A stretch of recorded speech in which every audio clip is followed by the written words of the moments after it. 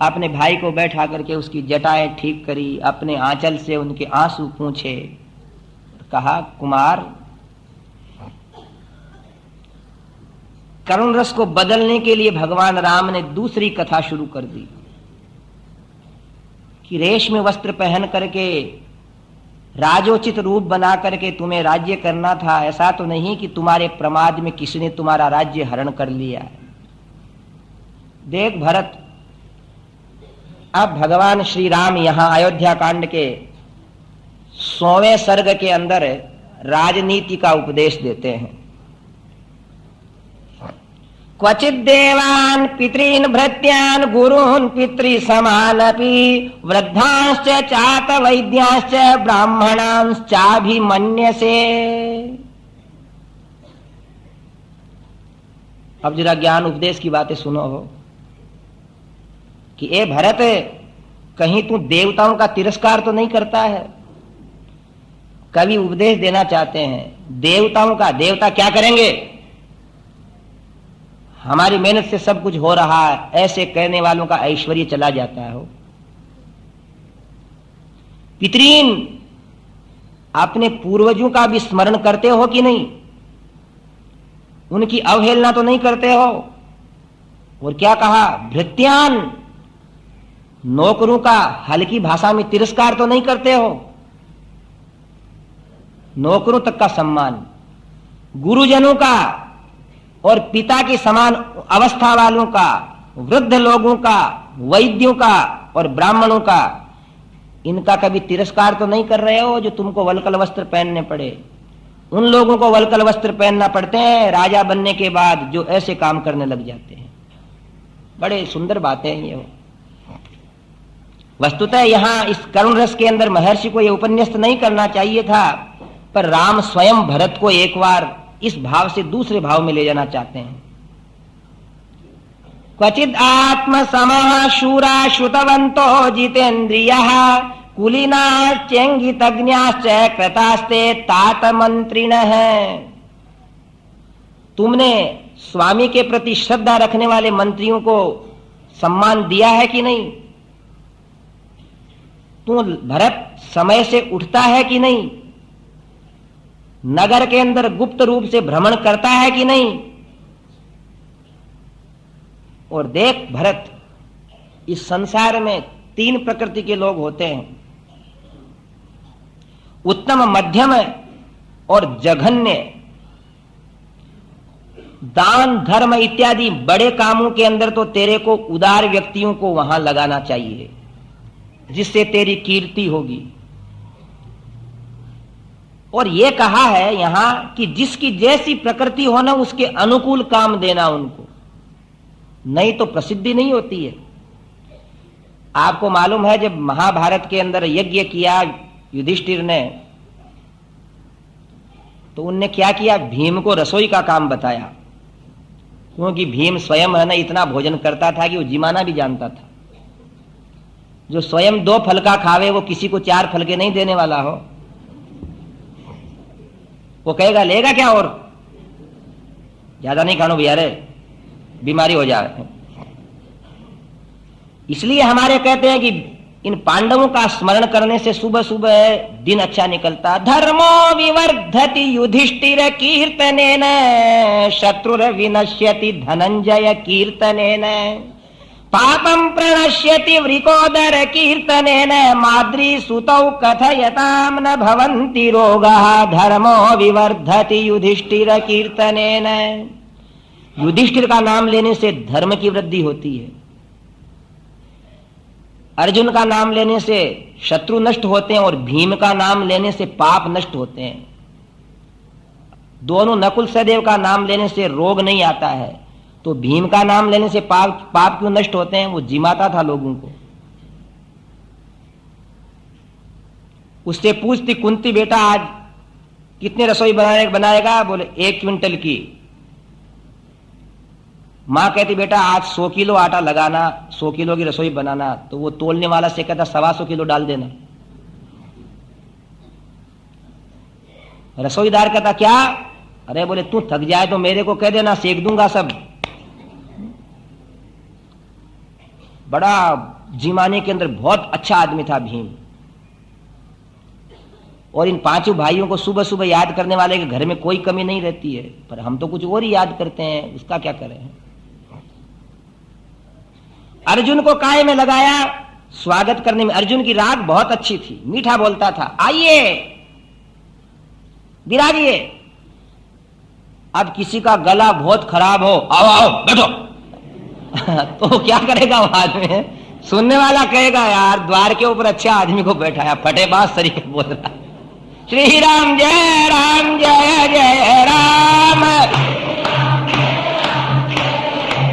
बोलिए राजा रामचंद्र जी की। आप जिमे कि नहीं जिमे, चलो। ऐसे आदमी को नहीं बैठाना वहां, मीठी बोली वाले को बैठाना। और जहां न्याय की बात हो वहां सत्य बोलने वाले को बैठाना, चाहे भाई बंधु रूठे कोई रूठे, पंच के मुख परमेश्वर बोले, ऐसे आदमी को बैठाना। तो ये क्या कह रहे हैं भगवान राम भरत से कि देख, उदार व्यक्तियों को उदारता के काम में, वीर व्यक्तियों के वीरता के काम में, और जहां जघन्य काम कराने हो वहां निर्दयी व्यक्तियों की नियुक्ति करना। कोई ऐसे भी काम हो जाते हैं जहां जघन्यता का सहारा लेना पड़ता। ऐसी राजनीति बताई है कि लोग सुनते हुए रह जाते हैं। सब तरह के घर में आदमी चाहिए, प्रेम से बोलने वाला भी चाहिए, जिमाने वाला भी चाहिए, और लठेत भी चाहिए दो चार, कि कोई 3-5 करे तो बाहर निकलते हो, जब अगला घर से भग जाए शाम, अरे भैया वो आ गया दादा, हाँ जी कहने से दुनिया नहीं मानती है वो। भगवान राम ने कहा अयोध्या की बात देखो, राज्य करने की और भाई बंधु में प्रेम से रहने की अलग है, और इस जमाने के अंदर अपना गुजर बसर करने के लिए बहुत पापड़ बेलने पड़ते हैं। कहा कि भरत उदार व्यक्तियों को उदारता में, वीर व्यक्तियों को वीरता में, और जो कोई कठोर व्यक्ति हो उनको कठोरता के काम में लगाना चाहिए। हमारे राजस्थान में कहते हैं कि हल बैल जोतेगा, हाथी नहीं जोतेगा। हाथी से तो तुमको बहुत बड़ा कोई लक्कड़ पर्वत से मंगाना है तो वो मंगवा लो, बाकी तो हाथी बैठा बैठा खाएगा। इसलिए जो जैसा है उसको वैसा काम बताओ। अब मेरे से कोई कहे रसोई बना दो महाराज, तो क्या खा लेगा मेरे से रसोईया से कोई कहेगा कथा सुना दो, तो क्या कथा सुनाएगा। इसलिए क्या उपदेश दिया है कि व्यक्ति को योग्यता देख करके काम देना। और एक ऐसी कूटनीति की बात की है कि देखो लक्ष्मण, भरत, संसार में राज्य के लोभी बहुत रहते हैं लोग, तो जो आदमी मरने से नहीं डरता हो, जो ये निश्चय करता है कि मैं या तो राजा बनूंगा या मर जाऊंगा, ऐसा अपना अगर कोई मंत्री या अपना कोई सेनापति हो जावे, जो राजा बनने का इच्छुक हो जावे और मरने से नहीं डरे, उसको मार देना, नहीं तो वो उस व्यक्ति को मार करके राजा बन जाता है। ये कूटनीति रामायण कहती है। 100 श्लोक के अंदर 76 श्लोक के अंदर अयोध्या कांड के 100वें सर्ग के अंदर राजनीति की बातें ही बातें हैं। फिर प्रजा पोषण की बातें हैं कि अगर निर्दोष व्यक्ति को कोई राजा दंड देता है और उसके आंसू गिरते हैं तो उस राजा की सत्ता नष्ट हो जाती है, और दोषी व्यक्ति वहां आकड़ करके सीना तान करके घूमते हैं, उस राजा को नरक जाना पड़ता है। अदंड्यान दंडयन राजा दंड्यांश चैवाप्य दंडयन अयशः महदाप्नोति नरकं चैव गच्छति। दोषियों को बचाने वाला और निर्दोषों को दंड देने वाला यहां तो अपयश का पात्र बनता है, और हे भरत, परलोक में उसको नरक लोक देखना पड़ता है। भरत, प्रजा को पुत्र के समान पालना चाहिए। अगर दोष अपने परिवारजनों में भी आ जावें तो सांप डसी हुई अंगुली के समान उन परिवारजनों को काट देना चाहिए, हटा देना चाहिए। और कभी हमारी किसी से शत्रुता भी रही है और अगला व्यक्ति अगर भला हो गया है तो उससे बढ़ करके हाथ भी मिला लेना चाहिए। तम तु रामः समाज्ञाय भ्रातरं गुरुवत्सलं लक्ष्मणेन सह भ्रात्रा प्रष्टुम समुपचक्रमे। तू यहां क्यों आ गया भरत? पहले जब जोर से रुदन किया तो प्रजाजनों ने नीचे समझ लिया था, सेना के लोगों ने, कि राम भरत लक्ष्मण शत्रुघ्न मिल गए हैं, अतः वो वशिष्ठ जी के आश्रय में सब ऊपर चढ़ने के लिए उतावले हो रहे आ रहे हैं। तब भगवान से राम से भरत ने कहा कि आप वास्तव में राम हो, आपने मेरी समस्या का निदान कर दिया। क्यों? कैसा निदान कर दिया? कि जो जिस बात का तज्ञ होता है उसको उसका प्रवचन देना आता है। आप राजा बनने में और राजधर्म के तज्ञ हो, इसलिए आपको राज्य करने की बातें याद हैं। मैं ये बातें काय को तो याद रखूं, मेरे को क्या जरूरत है? हे राजाधिराज, आप राजा और हम प्रजा, आप राज्य के विधान जानते हो, आपने सुनाया, हमने सुन लिया, बाकी ये सब बातें आपको देखना, हमें थोड़ी देखना है। और वो लक्ष्मण देखने लगा। बोलिए राजाधिराज रामचंद्र भगवान।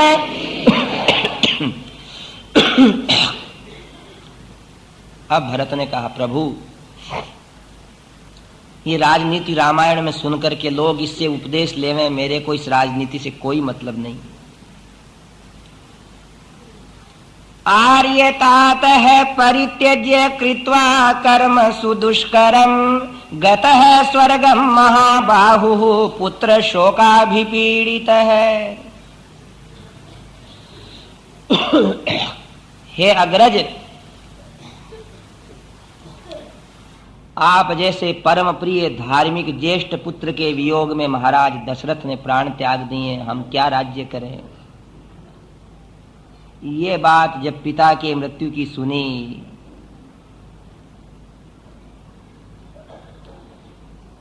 भगवान राम उठ खड़े हुए। अरे लक्ष्मण, अब राज्य में भी चल करके क्या करना है? राज तो जब ही अच्छा लगता है जब माता पिता हमारी चिंता करते रहें और हम सुख से सोते रहें।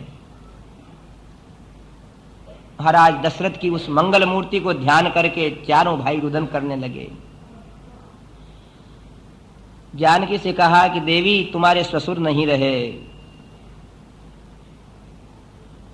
मैं जानता था भरत कि महाराज का रहना सरल नहीं है।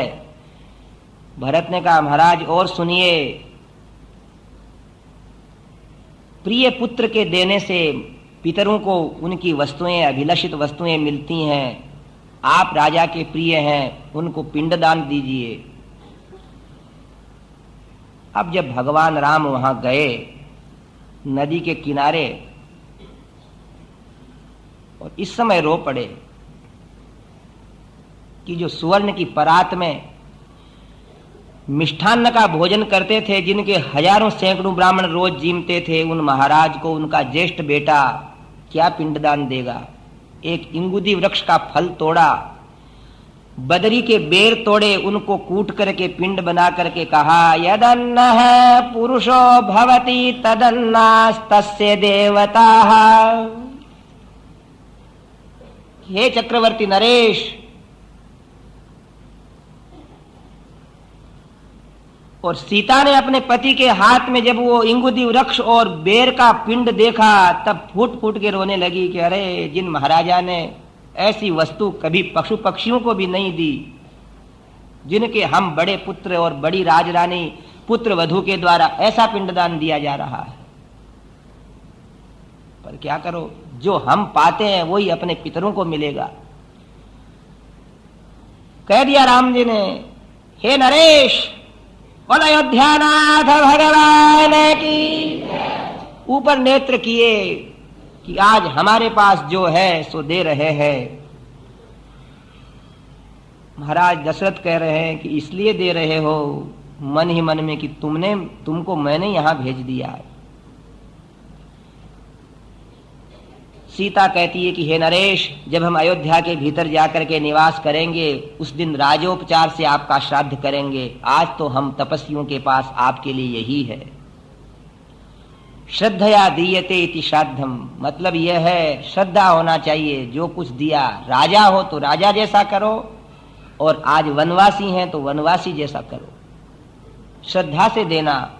तर्पण किया, पिंडदान किया, चारों आकर के विराजमान हो गए। पिता के दुख के अंदर कोई किसी से नहीं बोल रहे हैं। सुमित्रा, कौशल्या, केकई वशिष्ठ जी को लेकर वहां पहुंचे।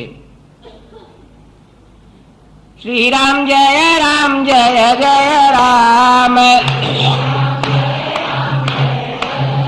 राम श्री राम जय जय राम, श्री राम जय जय राम। और ये रामचंद्र भगवान की। अब सुमित्रा, कौशल्या, केकई ने आते समय देखा वहां सारी व्यवस्था को। सुमित्रा से कौशल्या कहने लगी, सुमित्रा, सबसे सेवक धर्म कठोरा, सेवा करना बहुत कठिन है, जिसमें व्यक्ति को अपने स्वामी के श्वास गिनने पड़ते हैं। और मैं सुमित्रा तेरा ऋण कब चुकाऊंगी कि जिसको मैंने जन्म दिया उस राम के लिए तेरा बेटा लक्ष्मण देख यहां से जल लेकर के जाता है, कंडे उठा करके बीन करके लेके जाता है, लकड़ियां काट करके तोड़ करके लेके जाता है। हे सुमित्रा, मैं और मेरा पुत्र राम, और सच पूछे तो पूरा अयोध्या का समाज तेरे पुत्र का ऋणी है। आगे उनने वो पिंड प्रदान किए हुए देखे रानियों ने अपने पुत्रों के द्वारा महाराज दशरथ को, तो वो भी रो पड़ी कि देखो ऐसे महाराज को आज ये पिंडदान मिले हैं। सब इकट्ठे हुए, सबको आपस में प्रणाम किया जाता है, सब एकत्रित हो गए हैं। अन्य रामायणों में लिखा है कि महाराज जनक भी हैं, किंतु यहां जनक की बात नहीं आई है। सब सोचते हैं कि देखिए भरत इनसे क्या कहें और ये भरत को क्या कहते हैं। तब भगवान श्री राम से भरत हाथ जोड़ करके कहते हैं, बोलिए राजाधिराज रामचंद्र भगवान कि हे रघुनंदन,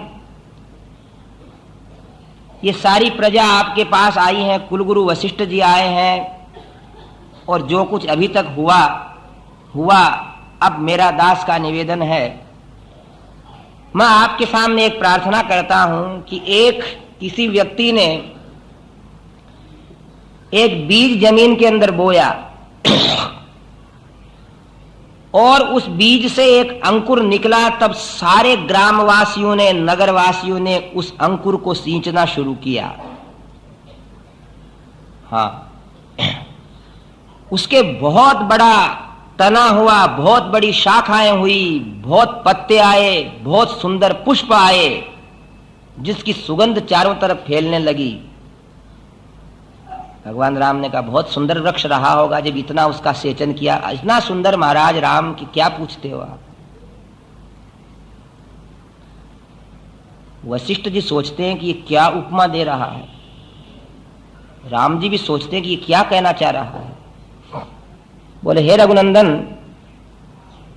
उस वृक्ष को बड़ा करने के लिए सारे नगर के निवासियों ने जल सींचा, उसकी सुरक्षा की, खाद दी, मिट्टी बदलते रहे, बहुत सुगंधित पुष्प आए। भगवान ने कहा बहुत अच्छी बात है। अब मेरे को आप ये बताओ कि अगर वह वृक्ष फल नहीं देता है तो वृक्ष ने उन प्रजा के लिए ठीक काम किया या बुरा। बोले बिल्कुल बुरा किया अगर फल नहीं देता है तो। कहा कि आपके पालन के अंदर मां कौशल्या और महाराज दशरथ का योग नहीं, इस अयोध्या की सारी प्रजा का योग है। इनने अपना पुण्य आपके लिए दे दिया। और जब इन लोगों ने रो रो करके महाराज दशरथ से प्रार्थना की राज्यसभा में, इन लोगों ने अपने घर के सामने मेरे राज्य के लिए बंधनवारें नहीं बांधी थी, मिठाइयां नहीं बांटने की कोशिश की थी, हे रघुनंदन आपके लिए की थी। और इस प्रजा के आंसू पूछे बिना इसको त्याग करके यहां क्यों आप आ गए हो। हे राजाधिराज, उस वृक्ष को चाहिए कि फल देवें, ऐसे ही आपको चाहिए कि इस प्रजा की सेवा करो, अयोध्या पधारो, आप वन में जाने के लिए नहीं पैदा हुए हैं। बोलिए रामचंद्र भगवान। और अयोध्या के लोग कहते हैं कि भरत ठीक कह रहा है, ठीक कह रहा, कह करके तालियां बजाने लग गए। बोलिए रामचंद्र भगवान। प्रजा के लोगों से भरत कहते हैं कि भाई मेरा प्रतिनिधित्व करो, आप लोग क्या चाहते हो, इनको वन से घर ले जाना चाहते हो ना? बोले हाँ महाराज, इसीलिए आपके साथ आए हैं हम। हमारे बच्चे छोटे छोटे रोते रहे उस दिन कि कब राम का अभिषेक होगा। हे रघुनंदन, हमने कैसे उनको सुलाया है, कैसे हमने चूल्हा जलाया है, ये आप नहीं जानते। हम 13 दिन भूखे रहे हैं। और लक्ष्मण देखने लगे, 13 दिन? बोले हाँ जी, 6 दिन तो महाराज दशरथ रोते रहे और फिर उनके दिवंगत होने के 7 दिन बाद ये भरत आए। इनका स्वभाव देख करके हमारे गले में रोटी उतरने लगी है। भगवान राम कहते हैं, देख भरत, इस संसार के अंदर मनुष्य को सत्य के मार्ग के अंदर विकल्प नहीं चुनना चाहिए। हमारे महाराज के लिए मां कैकेयी ने उस दिन किसी तरह से कहो ये कह दिया था कि अगर मेरे वचन नहीं मानोगे तो आपके लिए स्वर्ग के द्वार बंद हो जाएंगे। अतः पिता को सत्य वचन बनाने के लिए मेरे को वन में आना पड़ा, मेरे लिए यही धर्म है। तो भरत कहते हैं, देखो रघुनंदन, ऐसा कहते हैं, अंतकाले ही भूतानि मुह्यन्तीति पराश्रुतिः राज्ञेवं कुर्वता लोके प्रत्यक्षा सा श्रुतिः कृता। कि जो भी आदमी वसीयत लिखता है वो लिखता है कि मैं मेरी ये वसीयत होश हवास में लिख रहा हूं, किसी की दूसरे की दाब धौंस में नहीं लिख रहा हूं, मेरा मस्तिष्क ठीक है, मैं प्रसन्न चित्त हूं। तो महाराजा ने जो कुछ कहा न वो बुढ़ापे के अंदर उस दुख की अवस्था में कहा, उनके हृदय की भावना नहीं है। अतः ऐसे स्वभाव में विकृति आने वाले महाराज की बात धार्मिक नहीं मानना चाहिए। कहा नहीं भरत, पिताजी ने हम जैसे वीर पुरुषों को जन्म दिया है, उनकी बुद्धि को हम कभी भी नहीं पहुंच सकते। तेरे और मेरे लिए दोनों के लिए परीक्षा का समय है कि तू राज्य कर और मैं वन में जाता हूं। त्वं राजा भरत भव स्वयं नराणां वन्यानां अहमपि राजरान् मृगाणां गच्छ त्वं पुरवरमद्य संप्ररष्टः संभ्रष्टस्त्वहमपि दण्डकान् प्रवेक्ष्ये। तुम और मैं दोनों तो राजा हैं, तू नगर का राजा बन और मैं वन का राजा बनता हूं। पिताजी ने देख कितना सुंदर काम किया है। तेरा मंत्री शत्रुघ्न है और मेरा मंत्री लक्ष्मण है। तू छत्र के नीचे बैठ और मैं देख इन वृक्षों के नीचे बैठूंगा। यही धर्म है। तब भगवान को भरत कहने लगे कि हे वशिष्ठ जी, आप बताओ कि आज तक इक्ष्वाकु वंश के अंदर कोई बड़े भाई को छोड़ करके छोटा भाई राजा बना है क्या? अब वशिष्ठ जी ने मौका देकर के 100 पीढ़ियों का नाम बता दिया कि आज तक तो नहीं बना, और दशरथ के बाद में कायदे से राजा तो राम ही है, मैं ये पुष्टि करता हूं। इतने में राम कहने लगे, गुरु आप ये भी बता दो साथ साथ कि आज तक के इक्ष्वाकु वंश के राजाओं में, देवताओं और दानवों के संग्राम में किसी इक्ष्वाकु वंश के राजा जब मूर्छित हो गए हों तो किसी वीर रानी ने उनको युद्ध के अंदर सहायता देकर बचाया है क्या? वशिष्ठ जी का ये बचाया तो नहीं। इसलिए कैकेयी जैसी कोई रानी नहीं हुई वीर बहादुर जिसने अपने पति को बचाया, और बचे हुए पति के द्वारा हम जैसे राम लक्ष्मण भरत शत्रुघ्न पैदा हुए। इसलिए बड़ा ही पुत्र राजा बने, इस बात का खंडन इसलिए हो गया है कि कैकेयी जैसी कोई वीर रानी भी नहीं हुई। वशिष्ठ जी ने कहा यह बात भी ठीक है। भरत ने कहा भैया कौन सी बात ठीक है? तो प्रजा लोगों ने कहा आप कहते हैं वो भी ठीक है, ये कहते हैं वो भी ठीक है। इतने में क्या है, एक जाबाली नाम के ऋषि थे, उनने कहा हे राम जी, ये सब ब्राह्मणों ने धर्म कर्म बता दिए हैं, ये पितरलोक और ये धर्मलोक, प्रजा आपको चाहती, आप तो चलो, किसी बात की चिंता मत करो। और थोड़ा खंडन किया धर्म का यहाँ जाबाली ने कि लोग कहते हैं ब्राह्मण को देने से पितरों को मिल जाता है, जब तो गांव जाने वालों के नाम का ही ब्राह्मणों को खिला देना चाहिए, उनको पहुंच जाएगा, और ऐसा वैसा सब कहा है यहाँ। ये सब बोले इन ब्राह्मणों के बनाए हुए शास्त्र है आराम से जीने के लिए। और ऐसी शास्त्र विपरीत बात सुनकर के भगवान राम ठपक उठे कि हे जाबाले, मैंने महाराज दशरथ के किसी काम की निंदा नहीं की, बाकी आज निंदा करता हूं कि आप जैसे अधार्मिक को उनने मंत्री बनाया। अरे जो एक दुपट्टा और एक धोती पहनते हैं उन ब्राह्मणों को तुम पाखंडी बता रहे हो। वो इसलिए ऐसे धर्म का उपदेश करते हैं कि मनुष्य धर्म के ऊपर चलता हुआ बहुत वर्षों तक जीता रहे। इतने में वशिष्ठ जी ने कहा कि नहीं राम, तुम्हारी धार्मिकता को बताने के लिए इनने नास्तिकवाद का तो भरत जी ने अब क्या किया, चटाई बिछा ली और अनशन करने के लिए हाथ में जल ले लिया कि या तो आप चलोगे, नहीं तो मैं यहीं आमरण अनशन करता हूं। तब भगवान ने उनके हाथ में जल नहीं लिया, नहीं लेने दिया। भरत देख, तेरा मेरा प्रेम बहुत है, तुझे देख करके मैं रोता रहूंगा पूरे 14 वर्ष, पर देख उसके सामने अनशन किया जाता है जो आदमी अधर्म से कोई काम शुरू करे। मैं पिता की आज्ञा मान रहा हूं, तू पानी मत ले हाथ में। इतने में तो नीचे होकर के भरत ने भगवान राम को उठा लिया। यदि त्वस्यम वस्तव्यम कर्तव्यं च पितुर्वचः अहमेव निवत्स्यामि चतुर्दश वने समाः।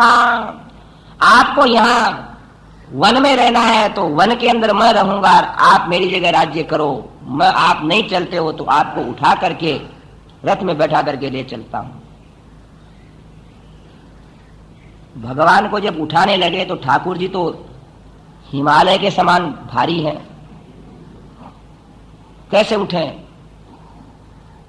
तब भरत हाथ जोड़ता और कहते हैं कि अगर मेरा भगवान राम के प्रति वास्तविक निर्मल स्नेह है तो ये मेरे लिए फूल के समान सुकोमल हो जाए। और उठाते से ही सचिव लेकर के चल पड़ा। और ये रामचंद्र भगवान की। और अब भगवान राम बोलते हैं कि यदि विधाता को मेरे पिताजी के वचन स्वयं को प्रिय लगते हैं और वशिष्ठ जी अगर इन पिता के सत्य वचन की बात की पुष्टि कर दें तो मैं ऐसा भारी हो जाऊं कि भरत मेरे को यहीं छोड़ दे। इतने में भरत थक गया और विराज दिए। अब क्या करो, हल्के भी हो गए और भारी भी हो गए। तब भगवान राम कहते हैं लक्ष्मण, लक्ष्मी चंद्राद अपेयाद वा हिमवान वा हिमम त्यजेत अटियात सागरो वेलाम न प्रतिज्ञाम अहम पितुः। चंद्रमा से शायद कांति नष्ट हो सकती है, हिमालय हिम को त्याग सकता है, समुद्र सीमाओं को लांघ सकता है, बाकी लक्ष्मण मैं मेरी प्रतिज्ञा नहीं त्यागूंगा, मान ले मेरी बात। पिता ने काम क्रोध लोभ मोह में मां केकई ने जो कुछ भी कहा मैंने मान लिया। और तुम्हारे से भरत मैं स्नेह से कहता हूं कि आगे जिद करने में लाभ नहीं है, मैं नहीं चलूंगा। तब देखो भरत की यही विशेषता है कि कितना ही प्रेम हो भगवान की बात मान लेना चाहिए। अब ऐसी उपमाएं दे दी, जब 2 पादुकाएं रख दी और कहा कि आप इनके ऊपर विराजमान होकर के आपका तेज इसके अंदर संचरित कर दो।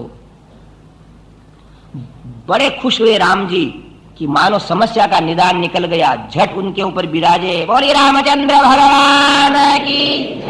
और आज कहते हैं कि भरत जा, तेरा सर्वाभीष्ट प्रदान करने में समर्थ पादुकाएं हो गई।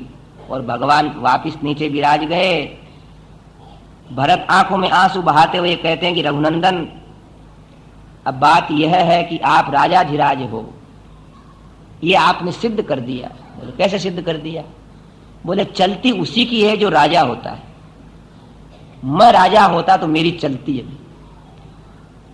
आपकी चली इसका मतलब राजा आप ही हो। बोलिए राजाधिराज रामचंद्र भगवान की।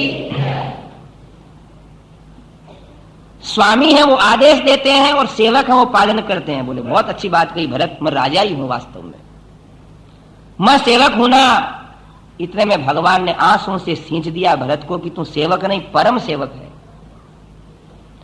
तो मैं आपका सेवक बन के चरणों का दास बन करके इन पादुकाओं को नंदीग्राम के अंदर सिंहासन पे विराजमान करूंगा, छत्र और चमर लिए हुए इनके सेवा करूंगा। 14वें वर्ष आ जाना, नहीं तो चिता में मेरी राख देखोगे। मेरे तो आधार सीताराम के चरणारविंद, मेरे तो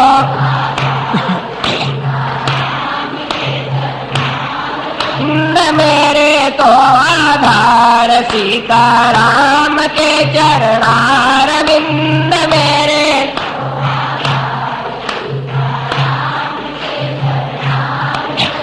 मेरे तो आधार सीताराम के चरणारविंद, मेरे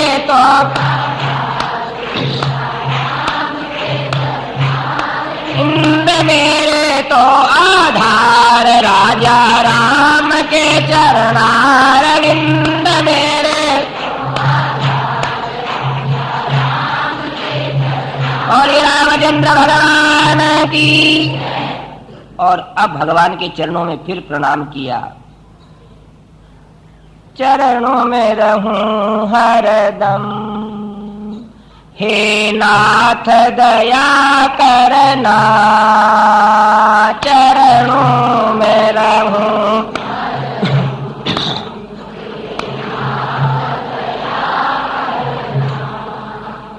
यहाँ कोई न अपना है, यहाँ कोई जीवन की बगिया में, यहाँ कोई न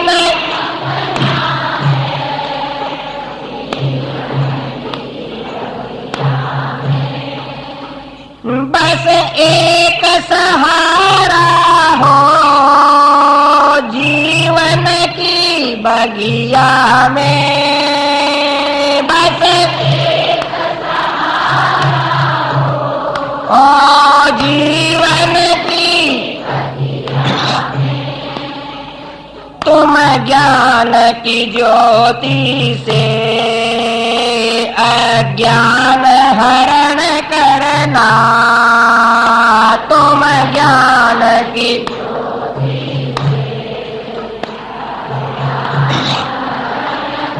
और रामचंद्र भगवान की। पत्र पुष्प उठाए लिए एक टोकने में भर करके भगवान राम के चरणारविंद में रखे और फिर उन पादुकाओं के ऊपर रखा दिए। चंदन लगाया घिस करके उसी समय। श्री रामचंद्र चरणौ मनसा स्मरामि, श्री रामचंद्र चरणौ वचसा गृह्णामि। भगवान के सामने ऐसी पूजा करने लगा, धूप दिखाने लगा, दीपक दिखाने लगे, आरती करने लगे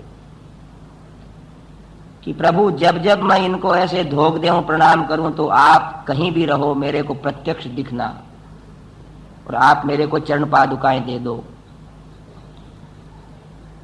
चरण पादुकाएं देते समय भगवान राम का हृदय होने लगा कि चला चलूं क्या अयोध्या। अरे ऐसा भाई कहां मिलेगा।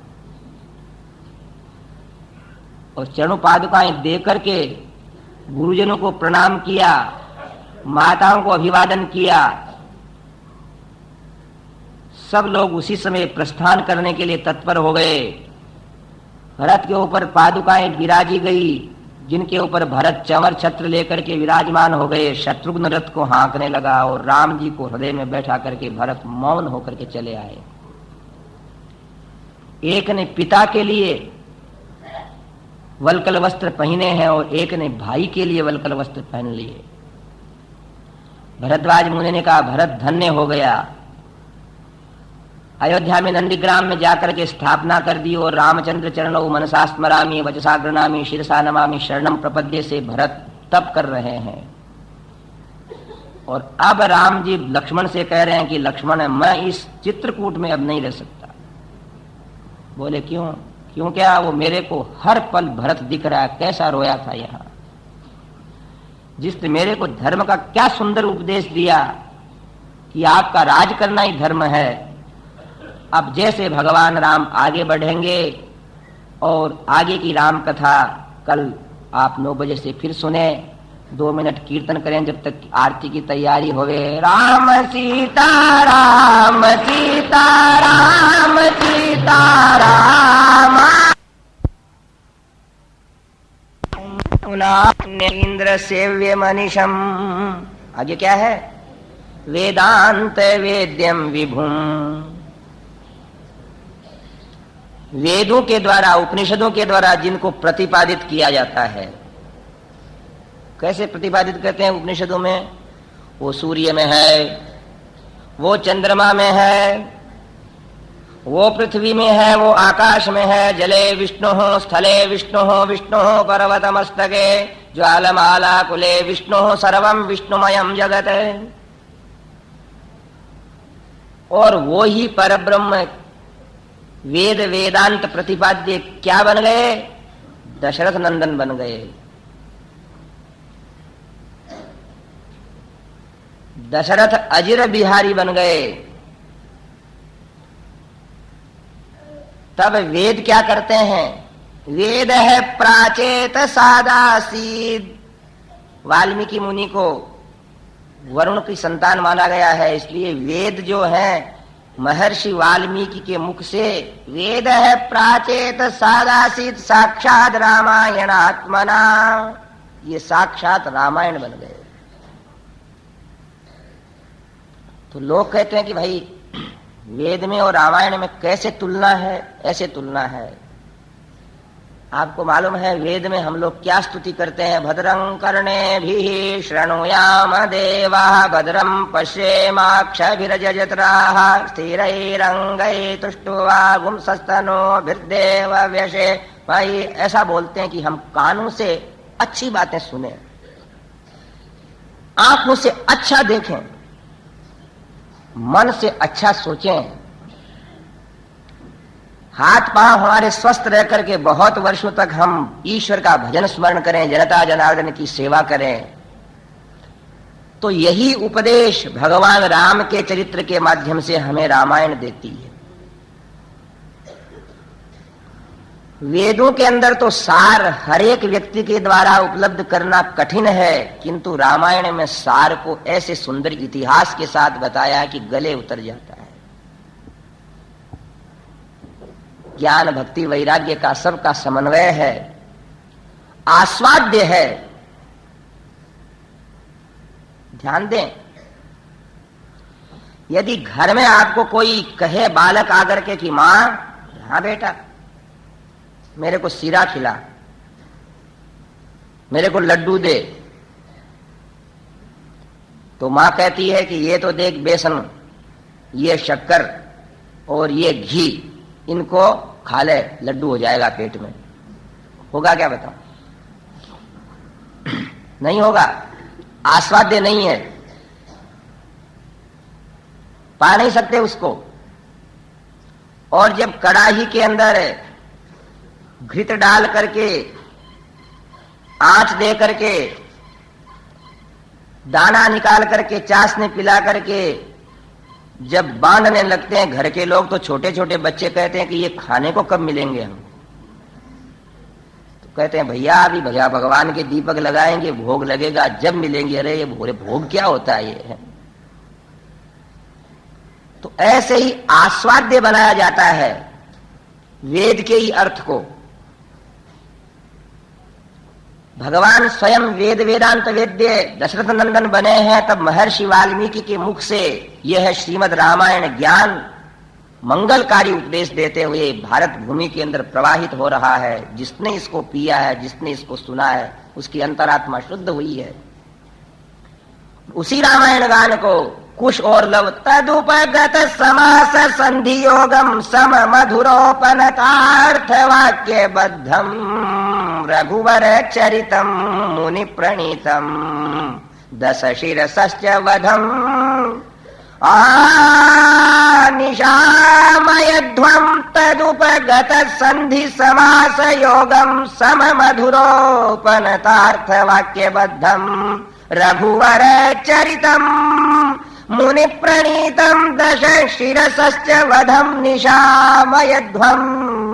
यह कर्णांजलि संपुटैरहरह है सम्यक् पिबत्यादरात् वाल्मीकिर्वदनारविन्द गलितं रामायणाख्यं मधु जन्म व्याधि जरा विपत्ति मरणैरत्यन्त सोपद्रवं संसारं स विहाय गच्छति पदं विष्णो पदं शाश्वतं चरितं रघुनाथस्य शतकोटि प्रविस्तरम् एकैकमक्षरं पुंसां महापातकनाशनम्।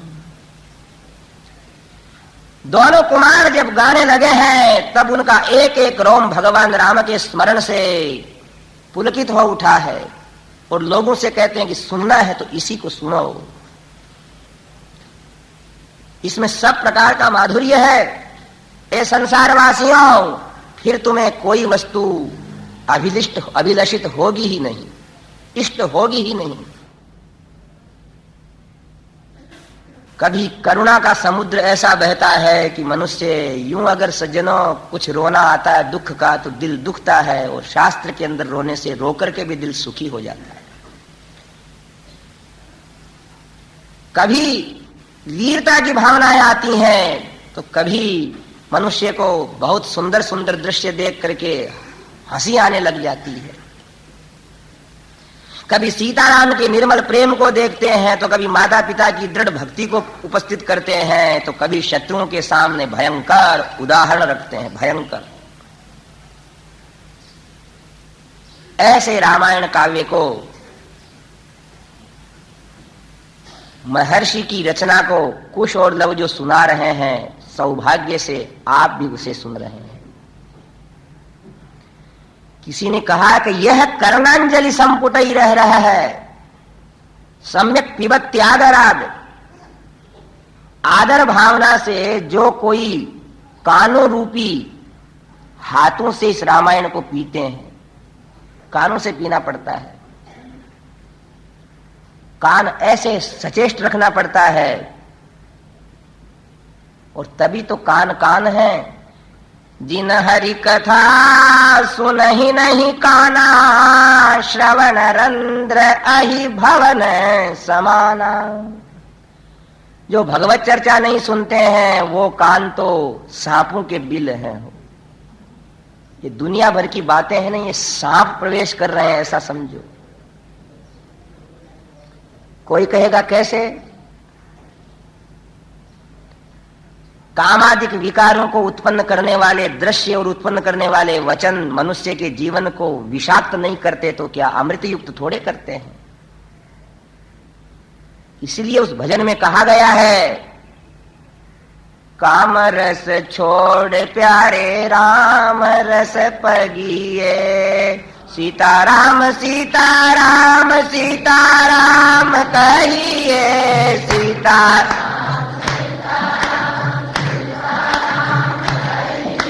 जाहि विधि राखे राम ताहि विधि रही है, जाहि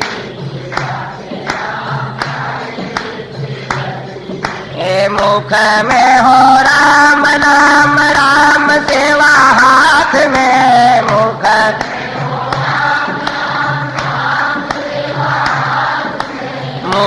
में हो राम नाम राम सेवा हाथ में,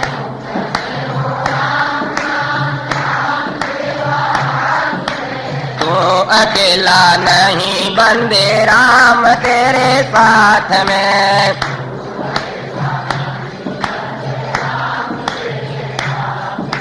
काम रस त्याग प्यारे राम रस पगिए, काम रस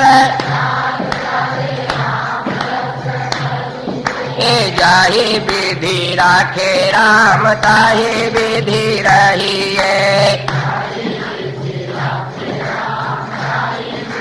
बोले रामचंद्र भगवान की। दोनों कुश और लव कहते हैं कि यह कर्णांजलि संपुटे ही रह रहा है, सम्यक पिबत्यादराद। आदर से कथा सुनना, कथा मंडप के अंदर जाते से ही प्रेम से भगवान को प्रार्थना करके हाथ जोड़ना कि हमारे भाग्य से विराजने वाले इस पूज्य पुरुष के मुख से, हे प्रभु हमारे भाग्य के लिए आप अच्छी अच्छी बातें कहलाओ। वाल्मीकेर वदनारविंद गलितम रामायणाख्यम मधु। वाल्मीकि मुनि के मुख से निसृत इस रामायण रूपी शहद को, मधु को मुंह से नहीं कानों से पीवो। क्या होगा?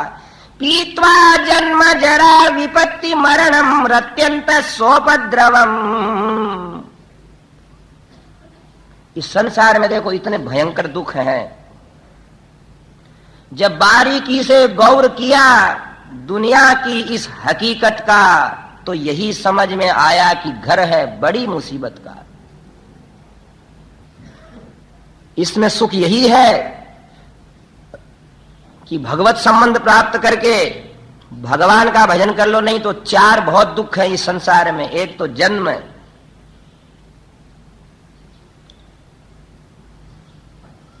गाते हैं गर्भवास में कोल कियो अब तू क्यों भूले रे।